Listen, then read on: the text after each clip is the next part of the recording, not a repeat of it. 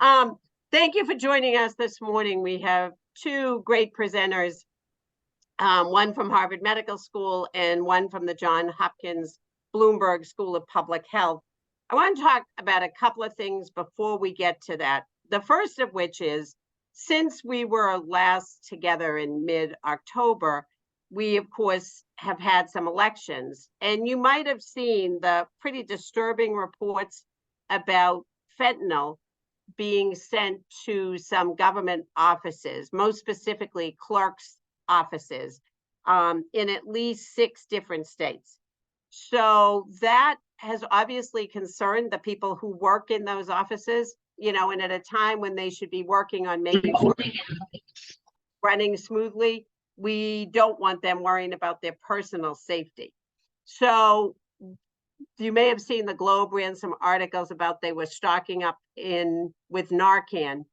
And as always, we have great relationships here with our local officials, and we had been spending a lot of time in the lead up to this election doing training for our poll workers to really be making sure that they understood what the rules were about First Amendment protests, about the 150-foot rule. When you go to vote, people can't come within 150 feet and show signs or stickers or things like that. And then obviously the right that people have to be gathering and protesting.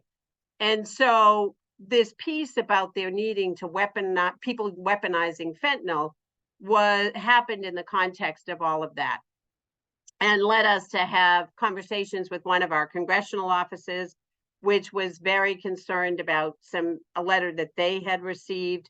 We provided them with Narcan. And I say all of this not to be alarmist, but the Iowa primary is less than 3 months away. So we're going right back into election season. And we are very committed to making sure that people are safe and providing Narcan where it needs to go. So again, we just did a very big purchase. If anybody needs it, if you're friends with the town clerk in your office, in your community, that sort of thing, and they need it from us, we are happy to supply that. The other piece I want to talk a little bit about, and I'm very excited about this, and I commend it to you because we're going to put it in the chat. And I said yesterday, these are words that folks on my staff are scared when I say in the same sentence. But you may have seen yesterday, the San Francisco Chronicle published a huge article really looking at what was very frightening, but the impact of the opioid crisis in San Francisco. What is particularly interesting about this article is what they did in writing it was they took county data from all over the country. And with the miracle of AI, they embedded all of that data into the article. So when you read the article, you could see what I suggest was a pretty gruesome picture of what was going on in San Francisco. But then you could click on a link in the article and you were able to see what was happening in your own county. And you could populate the article so that all of the things they were talking about now became relevant to, in our case, obviously, Middlesex County. And that article really underscores what many of you have heard me say so many times. This collaboration that we have engaged in over the last decade now has really just made such a significant difference. And it is due to the work of many people, most of whom are on this call. It has not just resulted in us driving down numbers of overdose deaths here in our county, but it has resulted in a real change as it relates to other counties across the state. So we're going to put this article and the data tool in the chat, but let me just give you a couple of the top line takeaways when you put the Middlesex numbers in there. In Middlesex County, and again, I say this as I always do, keeping in mind that even one overdose is too many, but our overdose rate is 1.8 per 100,000 residents. That is lower than the rate across Massachusetts. Massachusetts rate is 2.9 per 100,000. Remember, we're at 1.8. And the country's median rate is 2.7 per 100,000. That's a pretty significant drop, and it is reflected in our numbers when we look at where we are again year to date. Last year at this moment, we had experienced 202 fatal overdoses across the county. This year we are at 168. And that's 34 people who did not lose their lives, 34 families who don't go through that trauma. So that's a very significant drop. The data also in this article shows that the overdose rate in areas with a population of over 500,000, the rate that they experience overdose deaths is significantly higher. And I'll give you a sense of that. In Philadelphia, the rate is 89.3, which is just outrageous. In San Francisco, they're at 78.1. Washington, D.C. is 77.9. The Bronx is 66.1. And in a race that no one wants to be first in Baltimore, the rate is 171.6. And this is really the drum roll as a result of the work. Here in Middlesex County, and again, knowing that we still have work to do, but our rate stands at 24.2. And that is really a testament to the work that everybody has been doing here.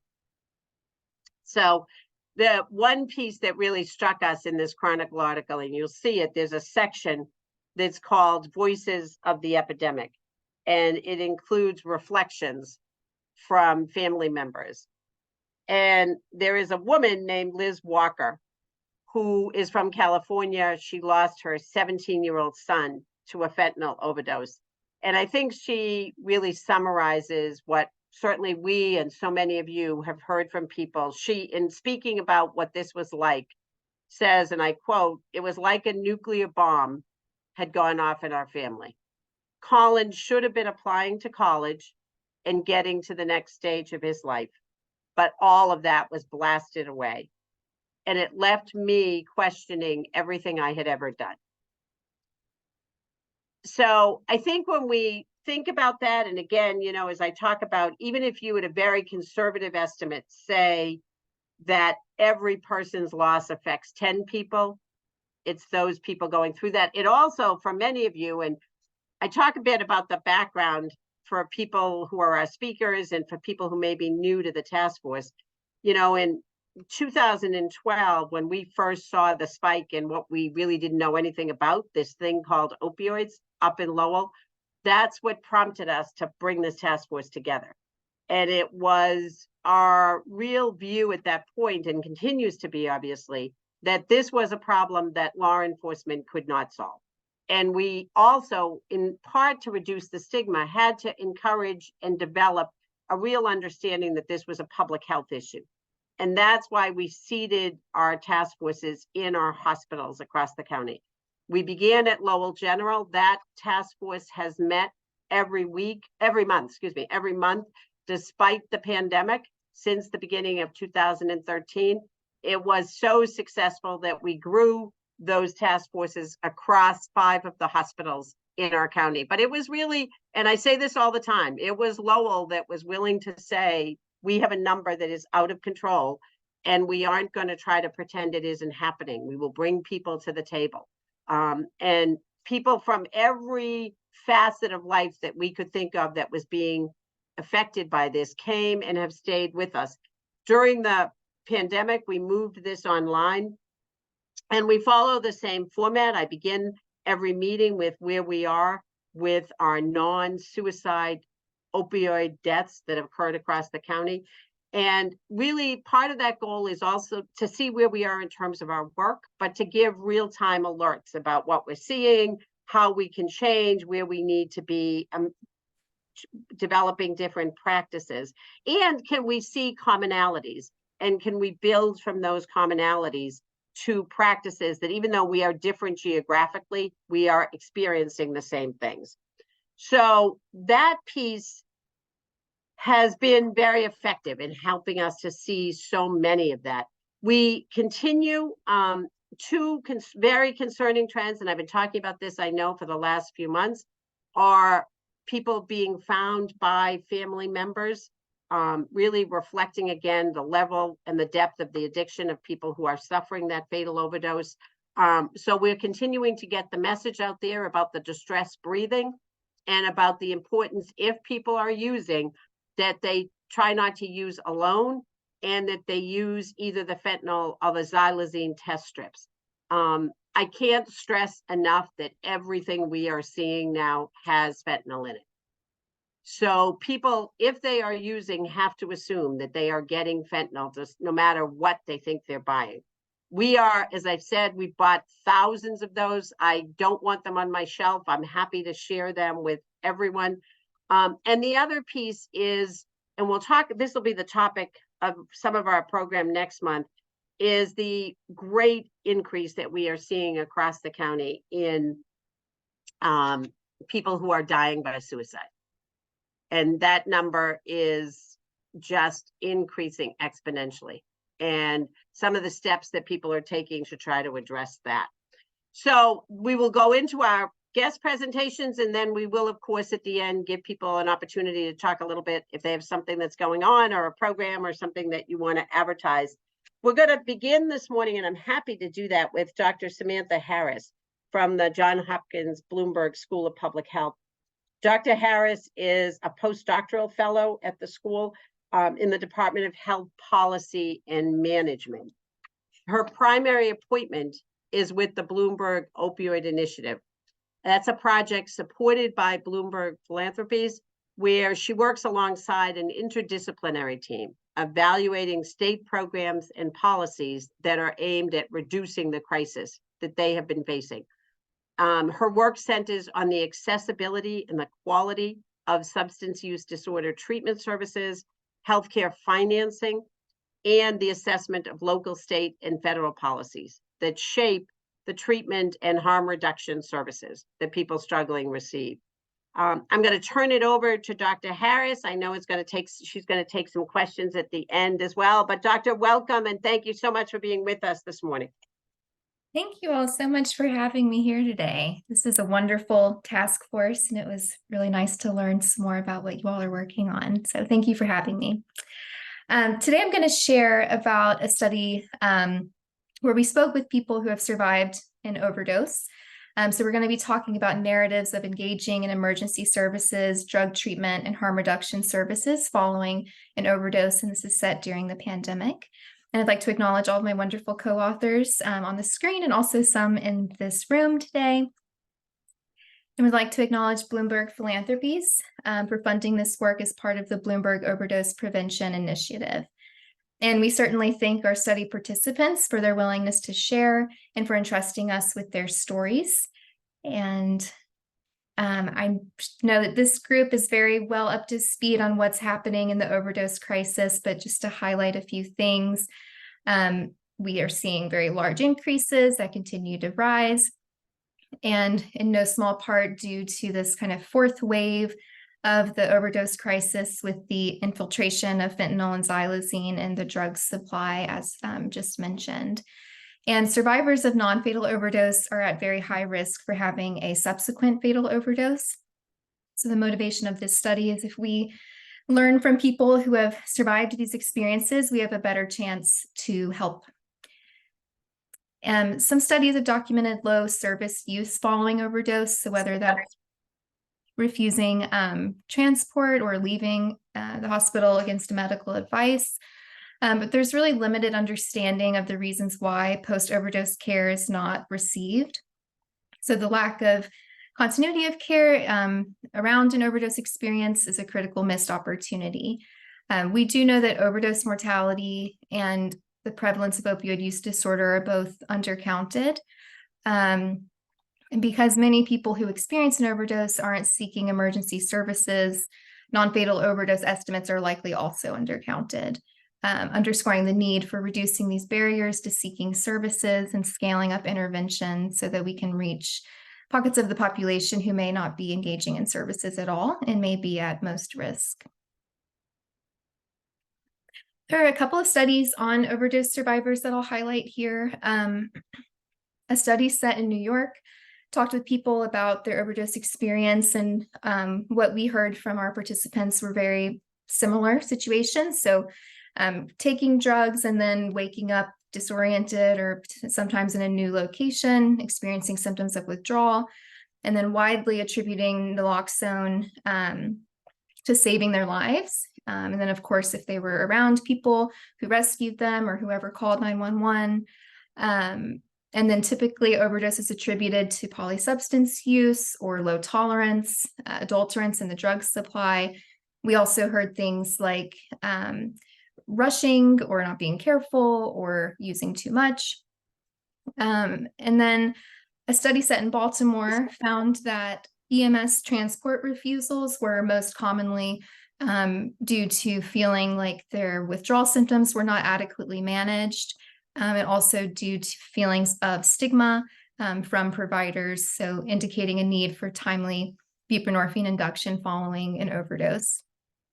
And then there was a study in Connecticut of patients who were in an ED setting following an overdose and were talked to about OUD treatment options. Some major themes from that work was there were a lot of just basic unmet needs that were coming up, indicating a need for additional sort of ancillary supports built out and through the ED, but that people are generally like willing to discuss treatment options available to them in these sort of bridge settings. So the objective of our current study, a lot of these studies so far in overdose survivors aren't extensively engaging with the experiences or the motivations of service engagement, or really following people in the time after that event. Typically, studies have spoken with people who are service engaged, so people that show up in the ED, and then our study just tries to understand these experiences in this critical aftermath period, including people who are not engaging in any follow-up care. So we spoke with 23 survivors across 7 states between January and May of 2022. We recruited our participants from a larger parent study called the COVID Heart Study. And that included interviews with service providers and clients of harm reduction and substance use treatment programs. And this was actually the 3rd wave of contact. And for participants to be eligible for this wave of the study, they would have had to have survived an overdose or witnessed an overdose within the past, I guess, 2 to 3 years, like during the pandemic. And today we're focusing on the stories of the overdose survivors. We asked people about service utilization and drug use history, contributors to the overdose event, any service use immediately following, and then in the months following the overdose. Some people had had an overdose experience very recently, and then for a few others, it had been a year or so prior. And we also asked people about the impact of overdose on their general well-being, their outlook on life. And we recorded the interviews, we transcribed them, and analyzed them thematically. So I'll be sharing some high-level themes with you today. But this is what our sample characteristics look like. So the majority of our sample, they were non-Hispanic white. Around half were female. The mean age was 42. Most were living in urban areas. And importantly, around a quarter were currently experiencing homelessness. And here kind of maps out overdose experiences and service engagement. So half of our sample had 1 overdose in the past 2 years within the pandemic, and then half had 2 or more overdoses. The majority had also witnessed an overdose in the past 2 years. At the time of most recent overdose, around 43% reported polysubstance use. Over 80% reported being administered naloxone at the last overdose event. Really strikingly, only half called 911 during the last overdose. And then only a quarter of them went to the hospital. half were still engaged with active drug use at the time of our study. A quarter were engaged in treatment when they had the overdose. And then following overdose, only 2 people started new treatment immediately. And then around 40% started treatment in maybe the weeks or months following a recent overdose. And a quarter said that treatment was not available to them or not their preferred type of treatment. And then in comparison to that, kind of low treatment engagement, harm reduction access, in contrast, was really steady. So around 60% reported that they accessed a harm reduction program after their most recent overdose.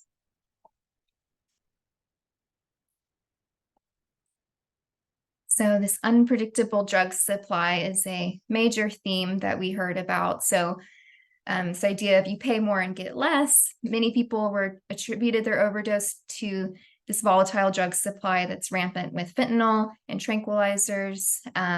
Polysubstance use was very common in our sample as well.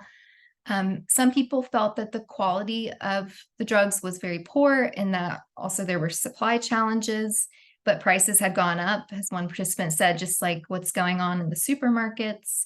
Another said, you take a risk of if it's good or if it's bad, or if it's going to be your last one. It's like you have to go on a goddamn journey, a freaking search to get it. We used to be able to get it 24/7, but now you have to take a train, a megabus, or an airplane to get it. And you're playing Russian roulette. It could be good, it could be deadly, or it could be trash. And said that the overdose was like death. It was like Satan was on her and not holy Jehovah. So again, this striking number that half did not call 911. This is for like a host of reasons. The most common are listed here on the screen, so I'll briefly touch on them, but just this longstanding lack of trust in police or EMS, and a lack of confidence that they would be helpful, and often a fear that it actually would be harmful. So a fear of arrest, if they had warrants out or were on probation, fear of legal repercussions, fear of losing housing or their children. Also knowing that they were okay, so they had Narcan at home and felt that they could manage their symptoms and be okay at home and didn't want to go through the whole burden of the process of, calling the ambulance and going to the hospital, which also it's scary and it's also expensive. Fear of loved ones or a treatment program finding out about the overdose is also very common. And then also fear of exposure to COVID. People at this time really wanted to avoid going to the hospitals. As one participant said, she also had prior experience of sexual assault from service providers. So she says, I avoid going to the hospital. If I don't need to go, I don't go. I've had really bad experiences with police officers and EMTs with sexual abuse while high on the street. So I have a fear where I don't like calling the police or ambulances now if I do need them because I'm afraid of who they might send. So also a lot of trauma can be a major deterrent to seeking any sort of assistance. Another felt that, the stigma barrier. So saying that the first responders really don't like us, they're rude and judgmental. The way they talk to us and treat us is just horrifying. I'm sure they're tired of dealing with us and tired of having to respond to that situation of overdose. But that's one of the big deterrents of why we don't call. And then she goes on to talk about fear of being arrested if you're on parole or probation, and having to go back to jail. So even despite, Good Samaritan laws and all of these great efforts, there's still a trust barrier there. Only a quarter of the sample went to the hospital. Of those, many had prior significant hospitalization history. The reports of hospital encounters at the time of overdose were pretty mixed. Some felt really well supported. Others had some negative experiences. Very few actually were offered MOUD. So only, I'm not remembering, but 2 or 3 people maybe. A few left against medical advice. The reasons were inadequate withdrawal management, so not receiving medication to help ease withdrawal symptoms, perceived inappropriate use of naloxone, so being administered maybe too many doses of naloxone or inappropriately, sending people into precipitated withdrawal, and again, not having medication to ease those symptoms. Some said that resources were unhelpful. I think one person said something like they just gave me a bunch of handouts or papers of things that I already knew about. A lack of treatment options available. So just treatment access was very low for many of our participants. And also wanting to leave the hospital out of fear. So a couple of stories of people waking up, coming to in a hospital setting and not having their phone or their friends and not knowing what happened. As one participant said, they made snide comments. I felt very unwelcome. She started to have feelings of withdrawal sickness, and they offered Suboxone. But I think at that point, it sounds like she had been just made to feel really uncomfortable and was just so ready to get out of there that she said no, and she left.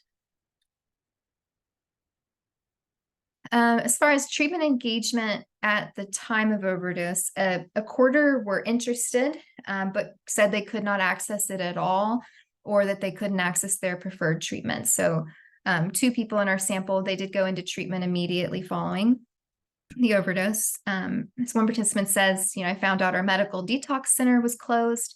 I would have gone in a heartbeat. I would go right now if I could. So a lot of access challenges across the states that we heard about. And then a quarter were already engaged in treatment at the time of overdose. As I mentioned, some of them were afraid to tell their program about the overdose for fear of dismissal or losing their medication. So one participant describes, I'd probably lose the bottle that I have if I told them. It's like you have to hide that the overdose happened. There were a few people who were engaged in treatment in the months following, so either through social worker follow-ups from a bridge program in a hospital, through new treatment availability coming open. There was an example in rural Maine of a new OTP that was opening, and this participant was just waiting for their first day to open and was very proud to be their first client and was finding a lot of success in that program. Hospital readmissions for drug use complications or other health issues. So an example was a case of an endocarditis infection, being hospitalized for a longer amount of time.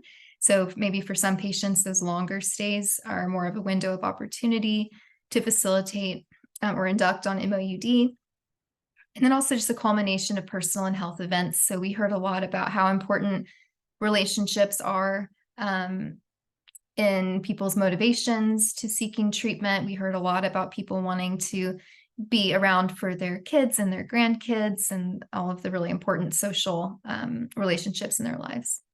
But this quote I love. This participant is somebody who had 2 overdoses back to back and was in the ED, and then a social worker in that ED kept calling. Once I got home after Thanksgiving and into Christmas, they would call me relentlessly and say, "How are you doing? Are you sure you don't want to go get some help?" And finally I said, "Okay." And at first it was driving me nuts, but then I understood how they wanted to help me. They didn't just give up. So that makes you feel really good that somebody cares about you. And he was doing really well at the time of our study. Still, treatment barriers remain. So 40% experienced delays in accessing treatment of a week or more following their overdose. A quarter said it was not available.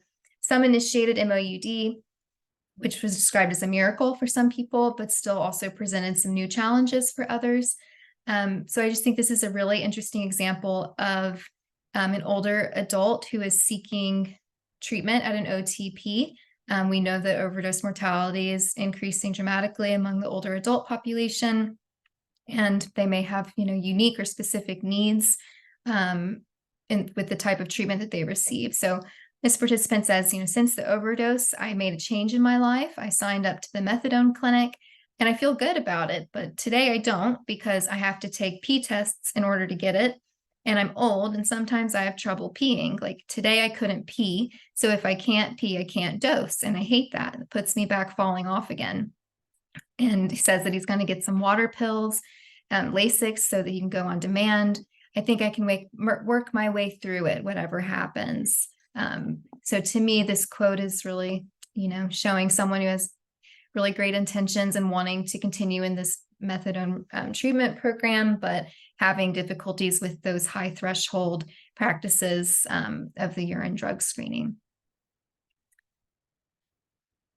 And as I mentioned, harm reduction access, in contrast, was very steady. So 60% were engaged with harm reduction programs immediately following an overdose, accessing naloxone and sterile supplies. And importantly, often described sharing about their overdose experience when they went to re-up their naloxone supply, and described receiving a lot of support from harm reduction staff about that event. Showing the importance of these relationships. As one participant says, they're wonderful people. I tell them, one day I'll come visit you guys at work and it won't be about this. And then the impact on well-being, we heard positive and negative outcomes following overdose. So this is really, this is a major event for people to go through, and to come out on the other side, looking back at it. Some had symptoms of trauma, others had an improved outlook on their life. Some practiced safer drug use or cut back, started new treatment, or reported improvements in their relationships. As one participant says, if I had the choice to take it back, I don't think I would, because I feel like I look at things with a different lens now. And once I'm fully healed, I want to reach back into the pit and pull somebody else out, because that's what you're supposed to do. And another talked about the feelings of trauma that she had. It was terrifying. There's a lot of trauma that's induced on a person who already has severe PTSD. And then now describes, she gets very paranoid when she's using drugs. So she uses just a little bit to not get sick. So the overdose resulted in significantly changing the way that she was using drugs. And one of my awesome colleagues, Mina Song, has a paper that just came out on overdose trauma symptoms among people that have witnessed a drug overdose as well. So there are some limitations of our work that I'll mention.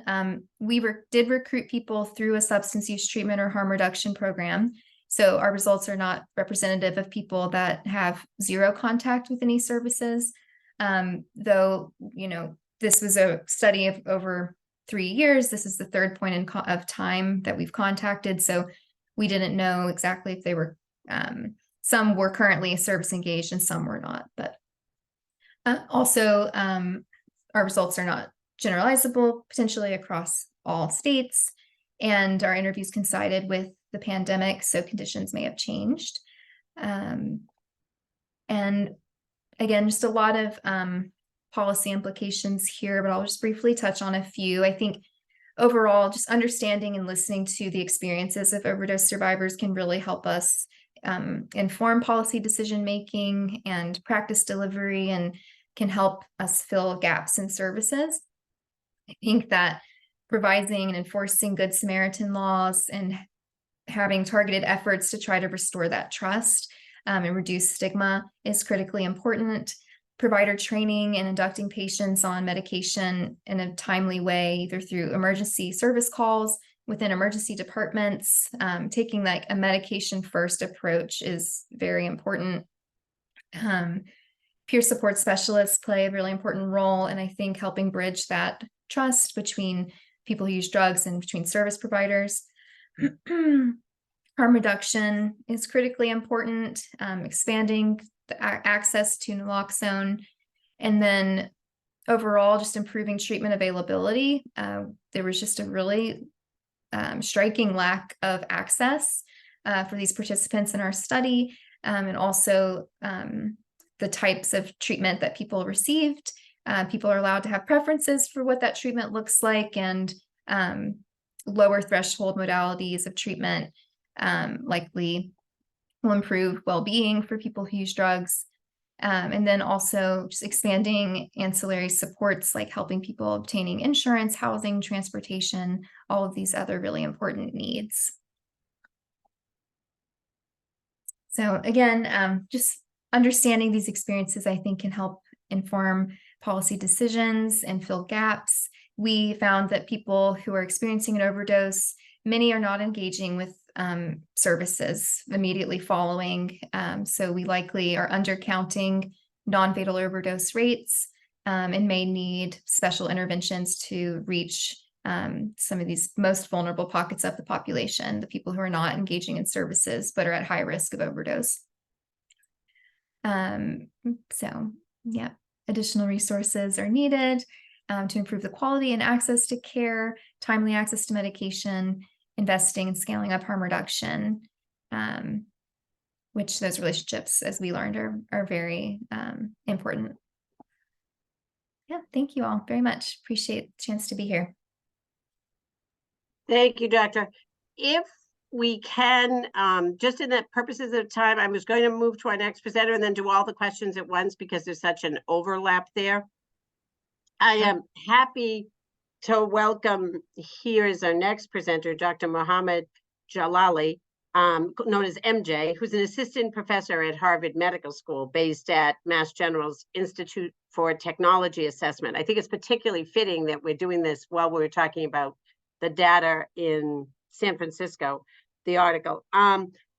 MJ uses data science and simulation-based approaches to help policymakers identify and develop a high leverage policy that not only are effective over a long haul, but are also not stopped when there are unanticipated side effects. And to achieve that goal, which is pretty lofty, he spends a great deal of time working with decision makers, policymakers, doing field work, collecting data that will make the models richer and the analyses better. Since 2019, MJ has received over $6 million in grant funding, no small feat, especially during the pandemic. His work has been featured by the New York Times, the Washington Post, the AP, The Hill, Wired, Newsweek, Scientific America, Business Insider, The Globe, NPR, and others. So you can see him everywhere. He has been a reviewer for the National Science Foundation, an associate editor for Systems Dynamics Review, which an academic editor for PLOS One, and an editor for the Journal on Policy and Complex Systems. He is the recipient for much of this work of the 2015 Dana Meadows Award, the 2015 WinForms Excellence Award, and the 2014 Lupina Young Researcher Award. And before joining Harvard in February of 19, MJ was a research faculty member at MIT Sloan and a consultant to the World Bank. So thank you very much for being with us, and we're looking forward to hearing about this morning. Thank you. Of course, thank you for having me. I wasn't expecting that long introduction. That was very kind of you. Appreciate it. So I thought it would be interesting to talk about a portfolio of projects that we have been working on over the last couple of years, rather than focusing on just one single article. Essentially, we are applying system science and system dynamics and simulation modeling to various public health problems, and opioid has been the main focus of the lab over the last couple of years. I need to mention that I don't have any conflict of interest, and anything that I'm going to talk about today, I'm only representing the wonderful work of the research team. All the credit goes to researchers, students, and postdocs in the lab. For those of you who are not familiar, as I mentioned briefly, we try to develop system science approaches to understand the complexity of complex public health problems, such as the opioid overdose crisis. And we've been working very closely with the FDA across a couple of different projects, and we have been funded by some other agencies within the US as well as other countries.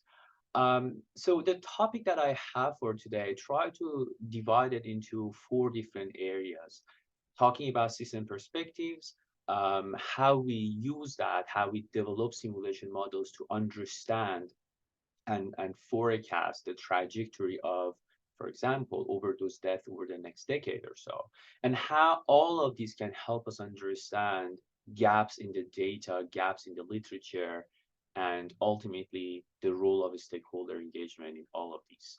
I'm not gonna go over this figure. You have seen it many, many, many times. Very unfortunate trajectory. We see that the numbers are going up, but at the end of the day, death are just the tip of the iceberg. it is the tip of the iceberg, because for every person who dies, we are dealing with so many other people who are dealing with opioid use disorder, people who are misusing opioids, and there are all sorts of other social impacts, socioeconomic costs, comorbidities. And at the end of the day, for every person who dies, we are dealing with a big, real human tragedy. So in light of all this complexity, how can we apply system science to better understand the opioid crisis? So when I talk about system perspective, let me show you a very initial work that I published a couple of years ago, where we started to bring some of the traditional frameworks in public health, social ecological framework, and show how there are so many moving factors affecting opioid use disorder and overdoses. So in this figure, I showed multiple layers from individual to interpersonal to community and to society, and how there are all sorts of factors affecting each other. And when you look at this picture, you can see different areas that probably you're working on. And oftentimes we have a great focus on part of the system, which is amazing. But on the other hand, we are essentially solving the problem locally, and everything is interconnected. And as soon as the feedback from other parts of the system kicks in, all those optimal solutions at one local part of the system is not going to be fully effective at the broader system. That's essentially what we are talking about, and why we need to apply system science in understanding, this complex problem. I'm gonna show you examples of different publications. I put every article publicly on the website. If you are interested, they're easy to find. So if you want to read more about this article, I publish it as a contextual socio-ecological framework. And the article has been nicely cited. It's exciting to see that people are actually using it for the design of multifaceted interventions. Um, in another work extending on that, we talked more about that complexity and how system science tools such as simulation modeling can help inform policy design, policy implementation, and evaluation. So simulation modeling is one of the most essential tools in system science. And oftentimes when we hear about, simulation modeling, forecasting is the topic of interest. We want to know how the trajectories of opioid use disorder or overdose, fatal or non-fatal, are going to change over the next couple of years. But, one of the big issues that we have with predictive analysis in many analytical tools, such as statistical or machine learning, is oftentimes we're looking at prior data and we try to extrapolate that into the future. So this is the issue that we are dealing with. It's not that informative. On the other hand, what we really need to do is to open up the complexity, understand what is happening, what are the underlying causes, so that we can better explain how the trajectory is going to change. That's essentially the perspective that we have behind simulation modeling. So one of the main models that we have developed in this space is called SOURCE. And a little bit background history. In 2017, the National Academy of Sciences put together this report and encouraged development of applying system approaches, system modeling. And FDA took the lead. We started working with FDA very closely, and we developed SOURCE, which is simulation of opioid use response, consequences, and effects. It is a national level. It's a data-driven model. A lot of data sources. We have spent a couple of years just collecting data and calibrating the model to data from misuse to overdose to naloxone to prescription opioid and heroin and fentanyl, among others. And the first article that introduces the model was published in Proceedings of the National Academy. And in another article in Science Advances, we use the model for intervention analysis. We look at the effects of different solutions over the next 10 years. I don't want to talk too much about the model, but just to give you an quick overview, this is a simplified version where we track the trajectory of opioid use disorder development. People start from misusing prescription, or they just initiate heroin, and then they enter the system, initiate diverted prescription misuse or heroin use, and they enter the system. There are important elements in this picture, and that is feedback loop. If you look at these blue or purple or orange elements, they are representing feedback structures. And why that is important, it's quite essential because all these flows, the rate at which people, for example, move from opioid use disorder into treatment or come back, all these flows are dynamic. They're changing over time. So it's really important to not just naively calibrate them to historical data, but understand what's the role of social influence, what's the role of treatment availability, what's the role of prescription availability, and all of that into this picture, and how those are changing over time. So with all of that, we spent more than a year just quantifying and building confidence in the model. And we use national data. I'm showing you only 6 plots, but the model calibrates 15 different time series. The blue line represents the results of the simulation model, and all the gray dots are historical data. And you can see that the model fairly replicates historical data fairly closely. And this was not the only way of validating the model. We spent a lot of time talking to policymakers, talking to experts in different areas to make sure that the mechanics of the model make sense to them. And we also try to cross-check with literature as well. Once we had confidence in the model, then we started to project into the future. We look at the trajectory of overdose death over the next 10 years and opioid use disorder as well. But more interestingly, we wanted to see how different solutions can reduce those trajectories. So for example, some of the most common solutions that we talk about, if you look at the blue font, opioid misuse and OUD prevention, or buprenorphine solutions, or recovery and ultimately harm reduction.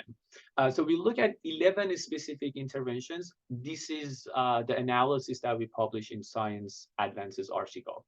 We'll look at 11 different solutions. Because these are high-level, national level, for each one, we assumed what if there will be a 20% change in the direction, in the desired direction. For example, 20% increase in naloxone availability, or 20% decrease in the prescription of opioids. And with that, now we are looking into the next 10 years. So these are some of the results. For the sake of presentation, I'm only showing you one figure. But there's some really interesting dynamics here. We can see the important effect of naloxone interventions, how quickly, but more importantly, the effect is sustainable over time. By the way, let me just introduce a figure for a second. This is projection over the next 10 years, and the y-axis represent the reduction in the number of opioid overdose deaths. The numbers are small. We're not really reducing by 50% or a big number, but still at that small level, given the assumption that we had in the model, we see that the naloxone ends up having a sustainable effect. But on the other hand, there are some solutions such as buprenorphine provider capacity. If you just increase the capacity of providers, it has the biggest effect. But over the short term, that strategy alone is not going to solve the problem. It's not going to sustain over the long term. Nothing against that strategy. It has the biggest effect over the short term.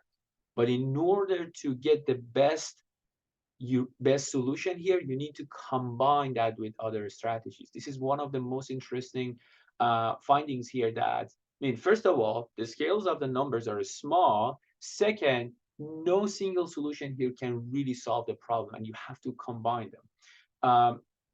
And you have here,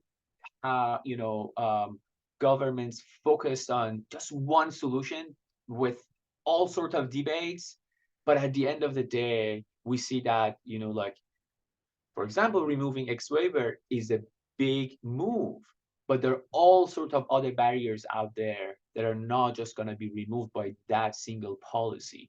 So we need a portfolio of solutions here. Um, I talk about opioid use disorder as well. It's not just about overdose death. Just showing two dimensions here. On the x-axis, you see cumulative opioid overdose death, and on the y-axis, you see um, OUD. And for looking at both, we see that recovery strategies are having the best outcome across the two dimensions. Again, all the details of these analysis are published in the Science Advances article available on the website, and I'm happy to answer any question after the call, after this talk. So quick takeaway from this analysis, fentanyl harm reduction are absolutely essential.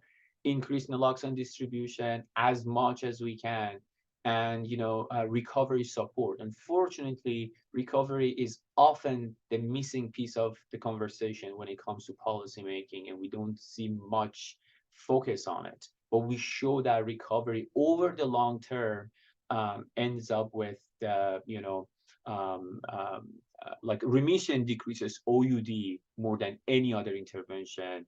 And also it doesn't have any unintended consequences. It just reduces both OUD and overdose death. And ultimately it's essential to know that no single strategy can really address the crisis. So now that we have a simulation model, what can we do more than just projecting the trajectories of different variables over time? So in the beginning of COVID-19, we started to see major rises in opioid overdose death. And around the time, a lot of my colleagues were publishing perspective articles talking about consequences of COVID-19 and the interruptions that it caused. And we were like, now we have a simulation model that runs. Why don't we run the model, make an assumption that there's no COVID, but we also have the real number of overdose data, look at the gap, and see if we can explain it. And that's what we did. We published an article in PNAS Nexus where we show the difference between a counterfactual scenario, assuming that there is no COVID, and the number of overdose deaths reported by the CDC. And we show that 43%, or nearly half of the excess opioid overdose deaths are just due to increases in fentanyl during COVID-19. That was not something that we were hearing in those perspective articles at the beginning of the pandemic. What else can we do when we have a simulation model? For any policymaker, for any decision maker, money is an important decision factor. We want to know how much, because at the end of the day, we only have so much resources, right? So it's essential to allocate resources to solutions that are cost effective. So in another project, we use the source model for analyzing cost effectiveness of different MOUD interventions. The figure is very detailed, but I just want to give you a quick snapshot of once you have the simulation model that you have confidence in it, now you can, find the right question and do cost effectiveness analysis for it. And this was a giant effort with a big team of investigators. We recently published the article in JAMA Health Forum. It's quite interesting where we talk about different solutions of MOUD, and we show that many of them are in fact cost effective, but we present what combination of solutions are the most cost effective. And another example, when you dive so deep into underlying causes of a problem, even if you have just one goal of building that simulation model, this was the goal of the lab. We wanted to build source. But along the way, we learned so much that we started to make other publications. In one article, we talked about how removing the X waiver is not really going to solve the problem. It's an important move, but it's just not sufficient.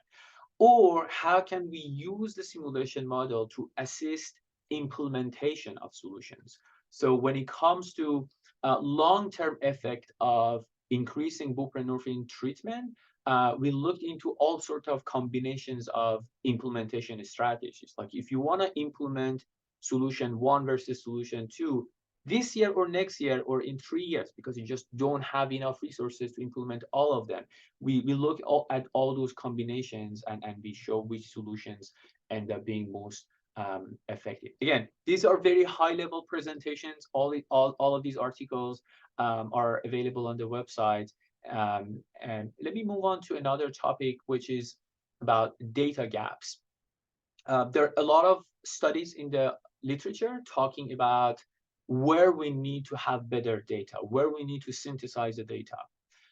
One thing that we contributed to the literature, and in fact, it was not a primary goal of the research team, but again, as we were building a simulation model that had, that tried to bring in different factors of the system, we started to feel the gaps. We started to deal with a lot of data challenges, and that resulted in this article where we talked about what sort of challenges are out there and how the federal government, different entities that are contributing to data collections, what are the key priorities that need to be fixed. But we went one step ahead, and beyond just identifying the gaps, because we were dealing with data, we were collecting data to incorporate into the simulation model, our understanding of the data improved as well.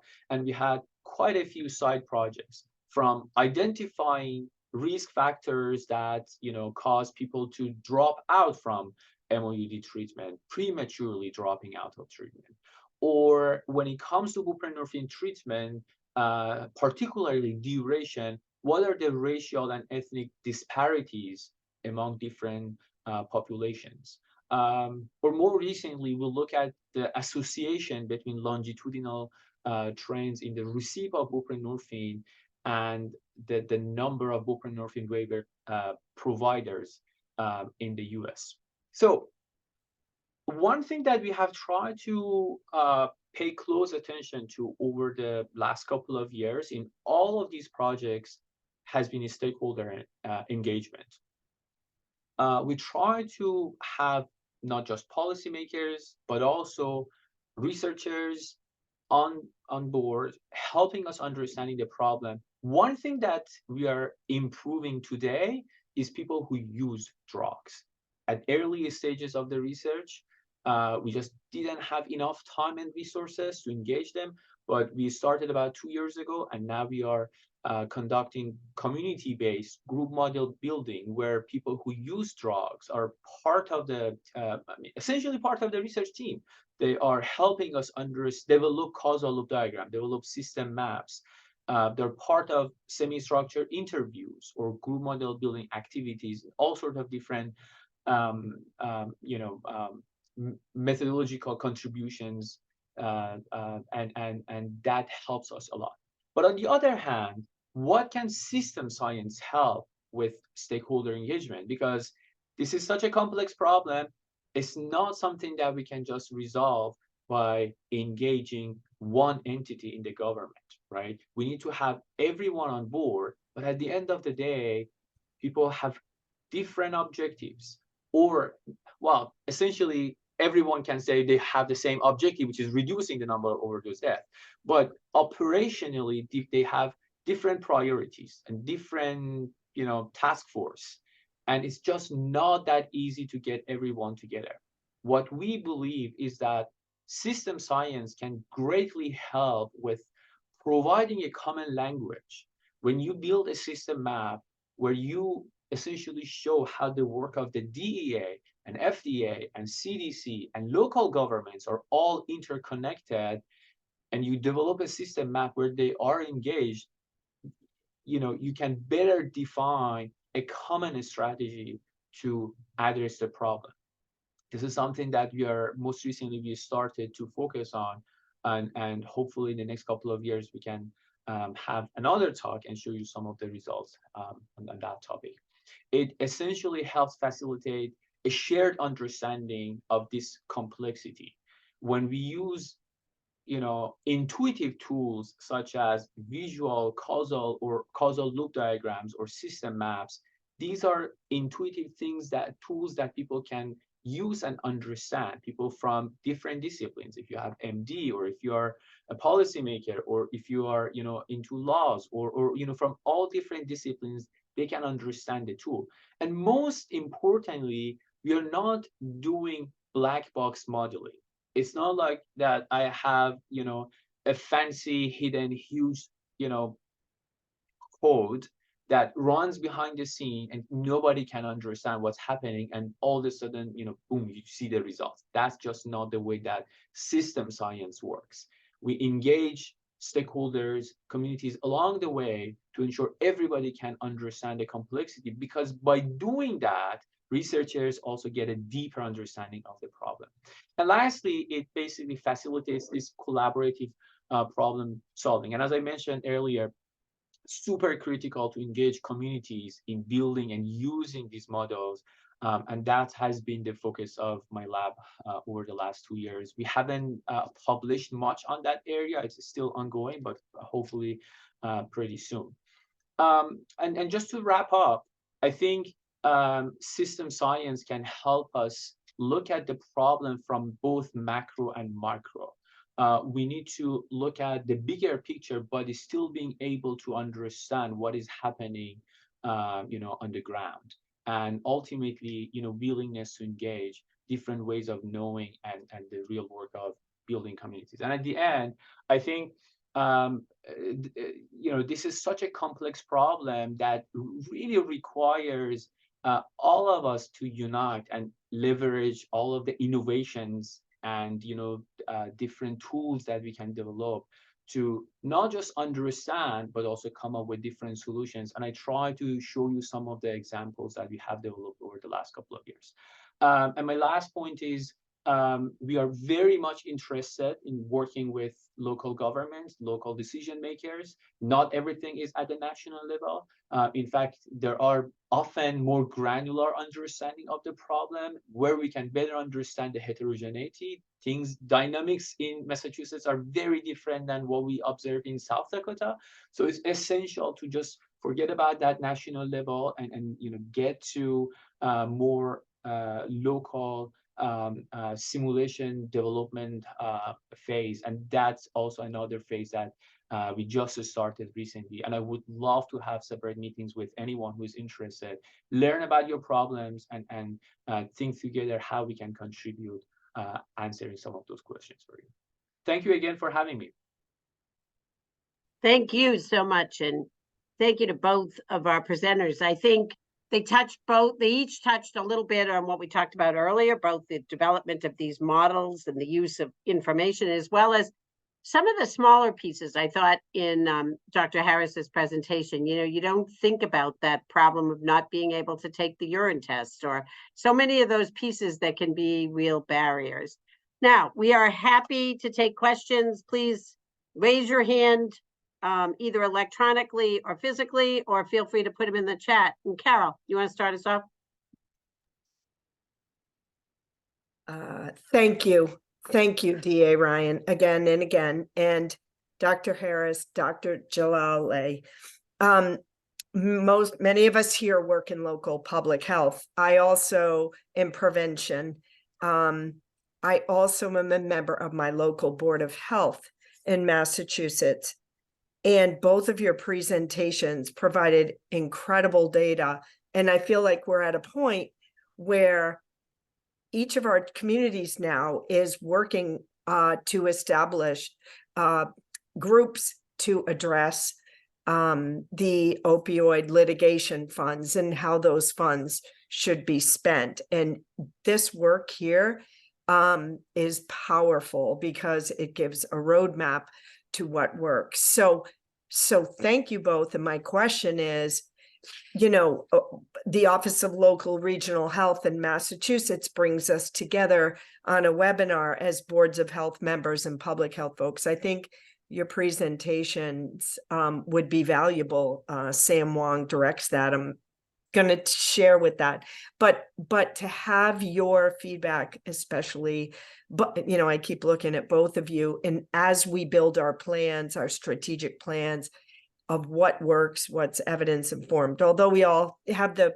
prescriptive state subdivision agreement, but you've got data to tell us what works and what the barriers are. So I hope that I can, connect both of you to my health director and some people on the state level that work. Cheryl Sabar is here, Mass Association of Health Boards, because we need this roadmap to how to spend our funds.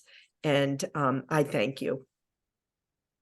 Thanks, Carol, and thanks to Michael for bringing Cheryl here with us today. Others have questions, comments?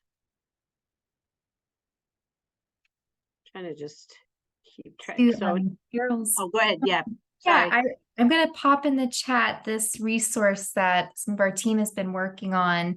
It is a bit of a roadmap to how to spend, how to, plan for litigation funds. So hopefully that can be a helpful resource, and really happy to connect. Thank you.